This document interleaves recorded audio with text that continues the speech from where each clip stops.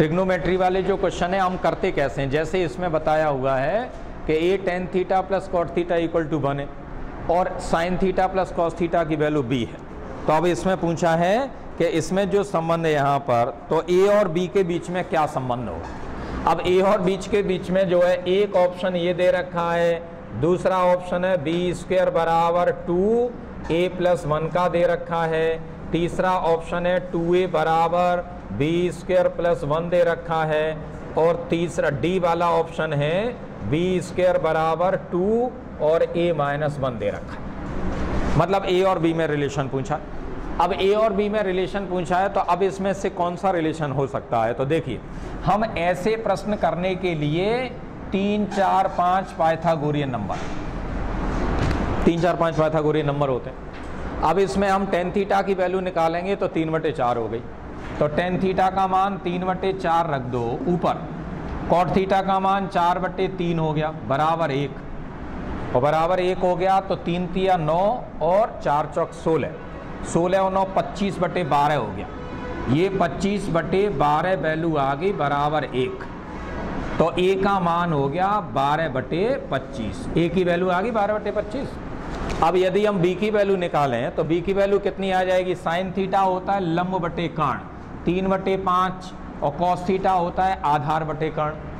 तो आधार बटे कर्ण तो 3/5, बी का मान हो गया 3/5 और 4/5 यानी 9/5। बी का मान आ गया, बी का मान 9/5 आ गया। यदि हम इसकी वैल्यू रखेंगे 3/5 साइन का और 4/5 बी का मान। अब ये पहले ऑप्शन में ही हम रखें, ए और बी की वैल्यू रखें तो ए का मान हम 12/25 रखें और 12/25 रखेंगे और बी का मान रखेंगे। अब इनकी वैल्यू, क्योंकि इसमें हमने यही वैल्यू रखी है 3/4, इसलिए क्योंकि टेन थीटा की वैल्यू जो होती है वो 3/4 ही तो होगी। ऐसे ही कॉट थीटा का मान हम रखेंगे तो 4/3 हो जाएगा, क्योंकि उल्टा होता है, एक दूसरे का उल्टा होता है। तो अब यदि हम वहाँ पर देखेंगे तो ये वैल्यू अच्छा 3 और 4 7, हाँ तो 7/5 मैंने 9 कर दिया है। 3/5 और 4/5 कितना होगा 7/5, तो 7/5 हो जाएगा। तो अब यदि हम देखें तो यहाँ पर ये वैल्यू जो है, ये पहली वैल्यू जो दे रखी है इसमें दे रखा है यहाँ पर, तो इसमें बी स्क्वायर, ये पहली जो है 2a बी स्क्वायर - 1, एक ऑप्शन ये भी है। एक ऑप्शन ये है कि यहाँ पर 2a बराबर बी स्क्वायर - 1, ये भी ऑप्शन है ना। तो ऑप्शन है, तो देखिए बी स्क्वायर का मतलब हम इसकी वैल्यू लिखेंगे तो 49/25 हो गई। अब इसमें हम 2a यहाँ पर लिखेंगे तो 25 और 12 37/74, ये आंसर नहीं हो सकता, दैट इज नॉट पॉसिबल, क्योंकि इसमें वैल्यू रखने पर नहीं आ रहा है। 2a का मान लिखेंगे तो 2a का मान क्या हो गया 24/25 और बी स्क्वायर - 1 लिखेंगे तो ये कितना हो जाएगा 49/25 और -1 करेंगे तो कितना बचेगा, कितना बचेगा ये 24/।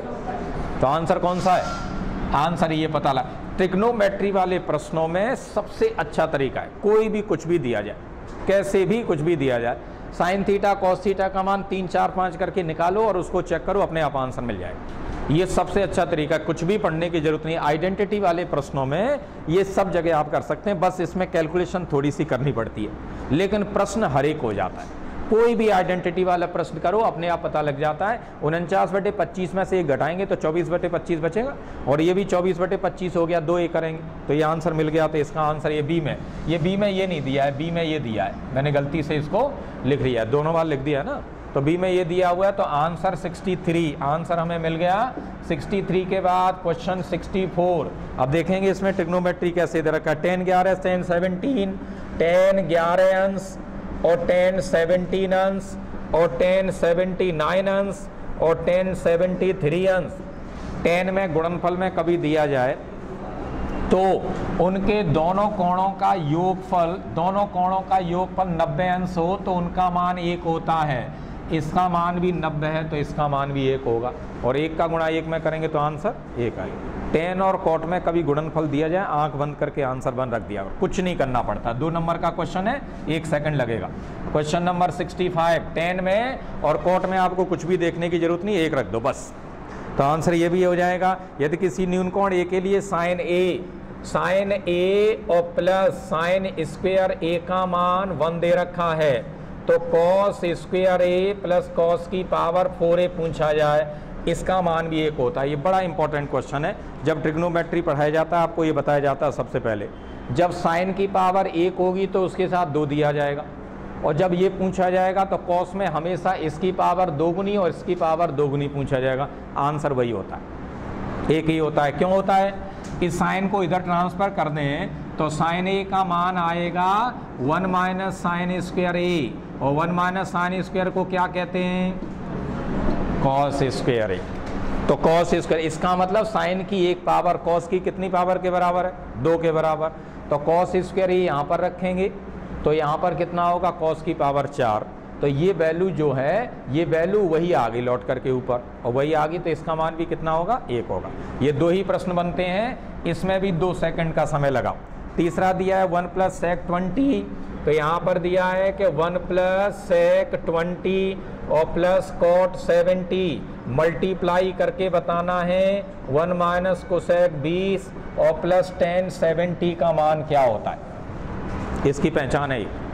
इसमें cot 90 minus theta equal to होता है cot 90 minus theta equal to ten theta, तो 70 किसके बराबर हो जाएगा? टेन 20 के। ये कोसेक यहाँ पर दिया है 20, तो 10 को बदलेंगे तो ये कॉट किसके बराबर हो जाएगा? 20 के।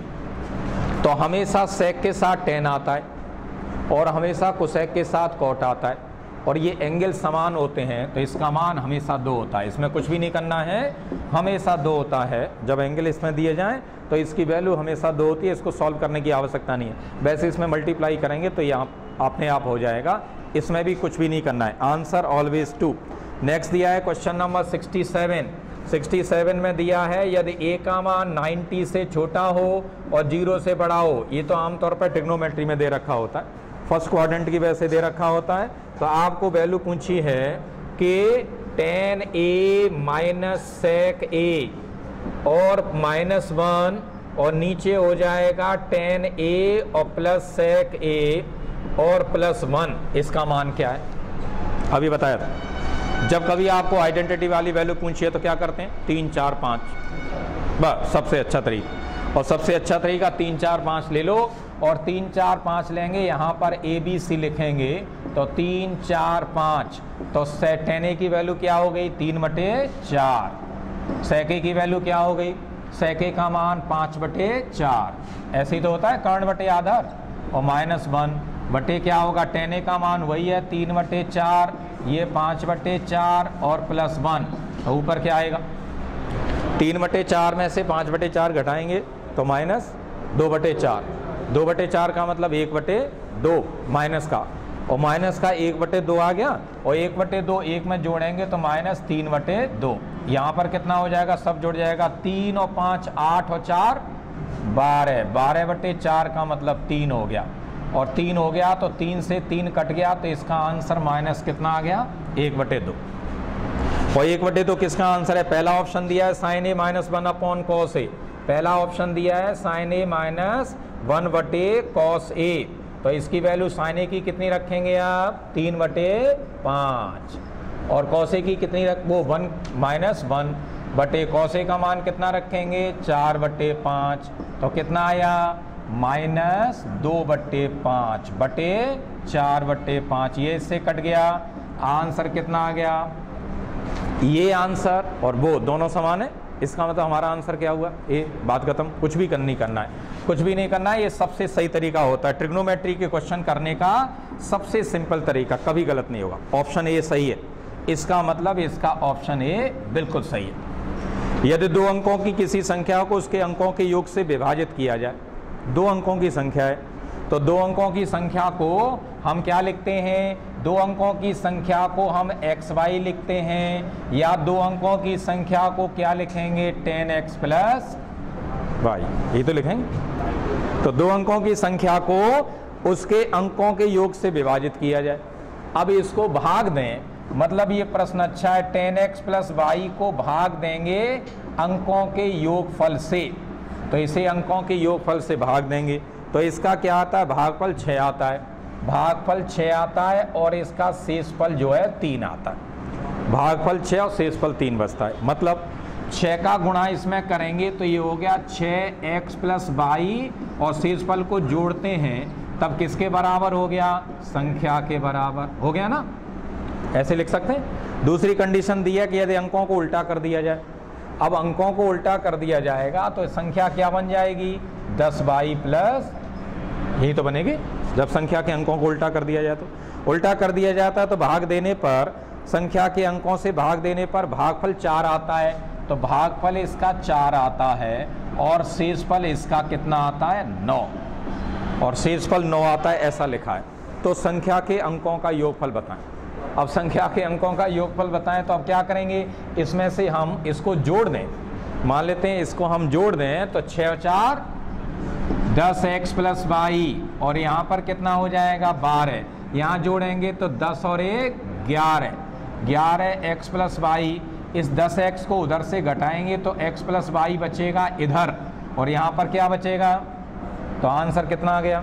यही तो है अंकों का योगफल, हो गया। अंकों का योगफल पूछा है तो संख्या को हम इस तरह से लिख सकते हैं कि उसके अंकों का योगफल जो है 12 होगा। अब आप कहेंगे वो संख्या कौन सी है?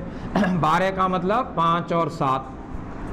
अब 5 और 7 है, 5 और 7 12। अब 12 का भाग देंगे, अब इसको उल्टा करेंगे तो 75। तो 75 में 12 का भाग देंगे तो कितनी बार जाएगा? 6 बार। और कितना बचेगा? इसका मतलब यही तो दिया पहली कंडीशन। अब इसको बदलेंगे तो 57, 57 में 12 का भाग देंगे तो भाग कितनी बार जाएगा? 4 बार। और शेषफल कितना बचेगा? 9, यही तो दिया। शेषफल 4 जब बात जाता है भागफल, और शेषफल कितना बचता है? 9। तो दोनों कंडीशन में ठीक होगी। यानी वो नंबर कौन सा था? वो नंबर 75 था। उसको उल्टा किया तो 57 हो गया। तो 75 नंबर था, तो इससे पता लग गया कि अंकों का योगफल कितना होगा। ये आप ध्यान रखेंगे, ये आपके स्टैंडर्ड का क्वेश्चन है, क्योंकि नंबर सिस्टम आप पढ़ चुके हैं। नंबर सिस्टम आप पढ़ चुके हैं। क्वेश्चन नंबर जो दे रखा है 69। अब एक संख्या x बराबर 1 + 24 24 24 ऐसे है, और ये बराबर है p/q के रूप में, और p/q के रूप में है जहाँ p और q धनात्मक पूर्णांक है जिनका समापवर्तक नहीं है। समापवर्तक का मतलब p और q के गुणनखंड नहीं है ना, और नहीं है तो p + q का मान बताओ। p + q का मान क्या हो? ये तो बताया डेसिमल आपको, डेसिमल आपको बता दिया है। ये 2424 बार बार आ रहा है, तो इसको क्या लिखेंगे? 24 का बार बार आता है तो लिखते हैं। तो इसको कैसे लिखेंगे? एक अलग करो, 24 बटे कितना हो गया? Very good. तो ये कितना हो गया? 99। 24 कितना हो गया? 123, और 123 तो p का मान आ गया 123 और q का मान आ गया 99। p + q कितना हो गया? p + q जो वैल्यू आ गई वो कितनी होगी? यहाँ पर p + q की वैल्यू, इन दोनों को जोड़ेंगे तो आंसर आ गया 200। यही पूछा है, तो इसका ऑप्शन हो गया बी। इतने इजी क्वेश्चन है, ये मेंस वाले क्वेश्चन हैं। इतने इजी क्वेश्चन यहाँ पर दे रखे हैं। Question number 70। एक संख्या को 2 7 3 6 से भाग देने पर शेषफल 75 बचता है। एक संख्या को 2 7 3 6 से भाग देने पर शेषफल 75 आता है, और उसी संख्या को 24 से भाग दे दें तो शेषफल कितना आएगा? 24 का भाग जा रहा है, देखो इसमें, और 24 का भाग जा रहा है, तो 24 का भाग जा रहा है तो 75 में भी 24 का भाग दे दो। आंसर कितना आएगा? आंसर आ गया क्वेश्चन नंबर 71। इतने इजी क्वेश्चन दिए, ये मेंस वाले इतना स्टैंडर्ड इजी दिया है कि आप सभी पेपर करेंगे, बस 24 का भाग ही तो देना। ऐसे प्रश्नों में जो पहला शेषफल आता है उसी में भाग दे देते हैं, और भाग देते हैं क्वेश्चन नंबर 71। 71 में जो है क्वेश्चन नंबर 71 यहाँ पर देखेंगे तो क्वेश्चन नंबर 71 इसमें दे रखा है 4 सही 1/7 माइनस 2 सही 1/7 और 3 सही 1/2 धन 1 सही 1/7। भाग देना है 1/2 धन 1/, यहाँ पर 2 धन 1/5 माइनस 1/5। सरलीकरण का क्वेश्चन, सरलीकरण को नीचे से हल करना शुरू करते हैं। आप पहले इसको हल कर लो, पहले इसको हल करेंगे तो 4 में से 2 गए तो 2 बचे, ऊपर बात करना 1/7 से 1/7 कट गया। भाई 4 को अलग लिख लेते हैं, तो अब इसमें कितना हो जाएगा 3 और 2, 3 दूनी 6 और 1 7/2 और ये 8/7। भाई इसको 7 एकन 7 और 1 8 कर लेंगे, या इसको भी हम अलग कर सकते हैं 3 और 1 4, ऐसे अब जोड़ दिया करो 3 और 1 4 अलग और इनको अलग लिखो, है ना। तो ऐसे भी लिख सकते हैं, ये ज़्यादा सही तरीका है और ज़्यादा सही तरीका है। तो ऊपर तो 2 आ गया, ऊपर 2 आ गया तो नीचे 3 और 1 4 अलग लिखो, 7 और 2 9, 9/14 आ गया सीधा। कैसे करते हैं, 7 इधर पहुंच जाता है, 2 इधर पहुंच जाता है, 7 और 2 9, 7 और 2 को 9 का गुणा करके लिख देते हैं और गुणा करके लिख देते हैं। तो ये 14 चौक 56 और 56 और 9 कितने होते हैं 65, 65 यहाँ पर लिखो, 14 यहाँ पर लिख दो, ठीक। अब आगे जो है आगे सॉल्व कर दो। 5 25, 5 25 तो ये 24/5, 5 ऊपर पहुँच गया तो 5/24, इन सब की जगह 5/24 लिख देंगे तो 24 दूनी 48 और 5 53/24 का मतलब 24 ऊपर पहुंच गया तो 2 धन 24 बटे कितना हो गया 53, ऊपर 1 है 53 दूनी 106 और 106 और 24 130, तो ये हो जाएगा 53/130। अब भाग की जगह क्या कर देंगे, भाग की जगह गुणा कर देंगे तो 130 बटे कितना आ गया, तो 65 से कट गया कितनी बार 2 बार, तो कितना आ गया 56/53। तो आ गया 56/53 एक आंसर दिया है, that is given in B. कुछ नहीं, ऐसे प्रश्नों को नीचे से सॉल्व करना शुरू कर, नीचे से सॉल्व करना शुरू करते हैं। जब 5 - 1/5 दिया तो ये 24/5 हो गया तो 5 ऊपर पहुंच गया, 5/24, 24 दूनी 48 और 5 53, 53/24, 24 ऊपर पहुंच गया, 24/53 का मतलब 106 में जोड़ेंगे 130/24, 24 ऊपर पहुंच गया। तो इस तरह से 53 बचा ना, 53 ऊपर पहुंच गया तो 53/130। यहाँ पर 65 आया तो वो 30 आना ही आना है क्योंकि उसको कटना है, तो आंसर अपने आप पता लग जाता है। क्वेश्चन नंबर 72, इसको ऐसे कर लेते हैं, जब एग्जाम आता है तो कोई खास प्रश्न नहीं होते हैं। नेक्स्ट यहाँ पर दिया 3 भिन्नों का योगफल 2 से 11/24 है, 2 से 11/24 3 भिन्नों का योगफल है। भिन्न है ए बी सी, 3 भिन्न फ्रैक्शन, उनका योगफल 2 से 11/24। अब लिखा है सबसे बड़ी भिन्न को सबसे छोटी भिन्न से भाग देने पर 7/6 मिलता है। सबसे बड़ी भिन्न हम सी मान लेते, सबसे छोटी ये मान लेते हैं। तो सबसे बड़ी भिन्न को सी को छोटी भिन्न से भाग देने पर, और भाग देने पर कितना मिलता है 7/6, भाग देने पर 7/6 आता है। प्राप्त होती है जो मध्य भिन्न से 1/3 बड़ी है, जो मध्य की भिन्न से 1/3 बड़ी है। तो मध्य की भिन्न आ गई, ये भाग देने पर 7/6, ये 1/3 बड़ा है तो घटा दो 1/3, और 1/3 घटाएंगे तो ये कितना आ गया 5/6, और 5/6 आ गया। देखो 1/3 घटाएंगे तो 5/6 आ गया, और 5/6 आ गया तो ये हमें पता लग गया कि इसकी वैल्यू 5/6 आ गई, बी बीच वाली भिन्न आ गई। अब क्या कह रहे हैं, तो अब वो कह रहा है कि लघुत्तम भिन्न क्या होगी, सबसे छोटी भिन्न क्या होगी, ये आपको बताना है। मतलब इसमें भाग देने पर ये आ रहा है, ये हमें पता है, तो 2 भिन्नों का भाग देने पर ये आ रहा है, तो इनमें अनुपात हो गया, भिन्नों में अनुपात सी और ए का हो गया यहाँ पर 7 और 6, और 7 और 6 की हम बात करेंगे तो देखिए 24 दूनी 48 में 11, क्योंकि अब इनमें जो अनुपात आ जाएगा वो 7 और 6 का आ जाएगा। तो इससे ये पता लग जाता है कि छोटी वाली जो भिन्न है और बड़ी वाली भिन्न है, और बड़ी वाली भिन्न है तो उसमें 7 और 6 का अनुपात होना चाहिए। इसका मतलब ये है कि जब कभी भी हम ये बीच वाली भिन्न घटाएं 5/6 तो 24 दूनी 48, तो ये 59/24 आ गया, तीनों का योगफल। तो ए प्लस सी भिन्न का योगफल आएगा, बीच वाली घटा दो, 5/6 घटाएंगे तो ये देखिए 24 है ना एलसीएम, और 24 एलसीएम है तो 6 का भाग देंगे 4 बार, 4 पंजे 20, तो 39/24 हो। अब 39/24 में 6 और 7 का, और 6 और 7 का रेशियो है, और रेशियो 6 7 का, तो 6 और 7 कितने होते हैं 13 का भाग 39 में देंगे तो 3 बार, 3 का 6 में गुणा करेंगे तो 18, तो छोटी वाली भिन्न आ गई 18/24, और 3 का 7 में करेंगे तो 21/24। 18/24 को 3/4 कहेंगे, 21/24 को 7/8 कहेंगे, तो एक भिन्न आ गई सबसे छोटी 3/4 और सबसे बड़ी 7/8। तो इसमें ये पूछा है कि सबसे छोटी भिन्न कौन सी है। तो आपको सॉल्व नहीं करना है, यहीं से देख के पता लगना है। ये छोटी भिन्न है और ये बड़ी भिन्न है। 6 और 7 13 है, 13 का भाग इसमें जाना चाहिए और 13 का भाग इसमें 3 बार चला गया, तो 3 का उसमें गुणा करेंगे तो ऊपर 18 आएगा, नीचे यही आता है, जो यहाँ पर लिखा होता है वही आता है। तो 18/24 को 3/4 करेंगे तो तीनों भिन्नें आ गई। तीनों भिन्न कौन सी आ गई? 3/4 सबसे छोटी, बीच वाली कितनी आ गई? 5/6 और उसके बाद कौन सी आ गई? 7/8। 3 4 5 6 7 8 और 5 7। तो इस तरह से हमें पता लग गया। दूसरा 24 से पता लग जाता है। तो ये थोड़ा सा भिन्न का अच्छा प्रश्न है, जब 3 भिन्नों का इस तरह से दिया जाए और एक भिन्न का भाग दूसरी भिन्न में दिया जाए तो उसमें हम रेशियो का प्रयोग कर लेते हैं, और रेशियो का प्रयोग करते हैं तो उससे हम जल्दी बता पाएंगे, नहीं तो मुश्किल पैदा होगी। तो इसमें 3/4 सबसे छोटी भिन्न आ गई। नेक्स्ट है 73 क्वेश्चन है। हाँ, किसमें?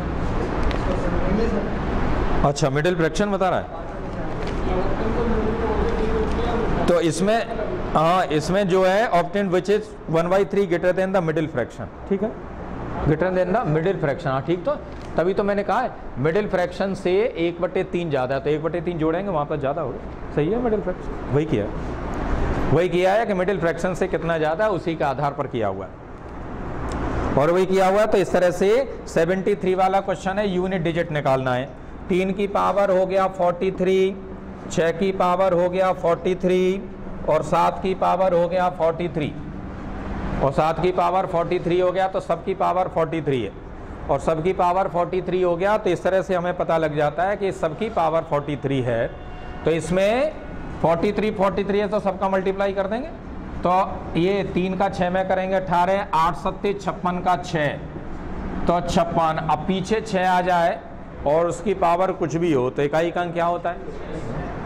जब पावर समान होती है तो हम मल्टीप्लाई कर सकते हैं ना, और हम मल्टीप्लाई करेंगे तो 6 आ रहा है और 6 की पावर कितनी भी हो उसका आंसर फिर 6 ही होता है। तो आंसर 6, तो इसका आंसर कितना आएगा? 6 ही होगा। नेक्स्ट है 74 वाला क्वेश्चन जो दे रखा है उसमें दे रखा है 2 अंकों की संख्या के अंकों को परस्पर बदलने से हमें एक संख्या प्राप्त होती है। 2 अंकों की संख्या है, 2 अंकों की संख्या से प्रश्न 2 दिए, अभी भी आपको बताया था एक। इसमें 2 अंकों की संख्या से उसके अंकों को आपस में बदल दें तो बदलने पर एक संख्या प्राप्त होती है जो मूल संख्या -24 से चौगुनी है। मतलब उसमें जो लिखा है लैंग्वेज वो ठीक नहीं है, इसको ये लिखाना चाहिए कि अंकों को परस्पर बदलने पर हमें एक संख्या ऐसी प्राप्त होती है जो उसके 4 गुने से 24 कम है। अब इसमें जो दे रखा है, हेलो